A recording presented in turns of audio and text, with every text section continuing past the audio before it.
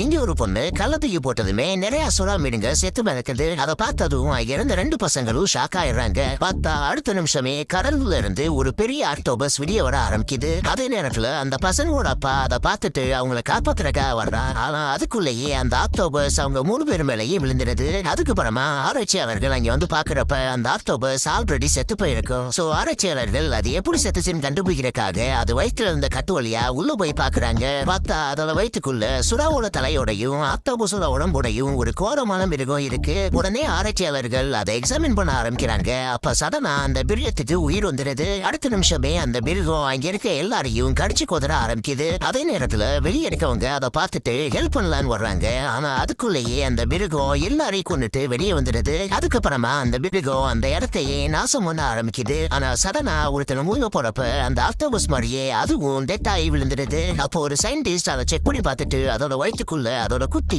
உயிரோட இருக்கிறத கண்டுபிடிக்கிறாங்க. அதுக்கப்புறமா அவங்க அதை ஆராய்ச்சி பண்றதுக்காக லேபுக்கு எடுத்துட்டு வர்றாங்க. ஆனா சாம்பிள்ஸ் எடுக்கிறப்பவே அதுக்கு சடனா உயிர் வந்து ஒரு டாக்டரோட கையை கடிச்சிடுது. உடனே அவன் கூட இருந்தவங்க அவனை வேகமா இழுத்து காப்பாத்திடுறாங்க. அதே நேரத்துல அந்த மிருகமும் கண்ணாடியை உடைச்சிட்டு வெளியே வந்துடுது. அடுத்த நிமிஷமே அந்த மிருகம் அங்க இருக்க எல்லாரையும் வேட்டையாட ஆரம்பிக்க அப்ப தப்பிச்ச ஒருத்தி மட்டும் லேப லாக் பண்ணிட்டு பாய்சன்ஸ் கேஸ் ஆன் பண்ணிடுறா. ஆனா ஹை டோஸ் கொடுத்துமே அந்த மிருகத்துக்கு எதுவுமே ஆகல. அதை பார்த்ததுமே அந்த பொண்ணு தலை தெரிச்சு ஓடிடுறா.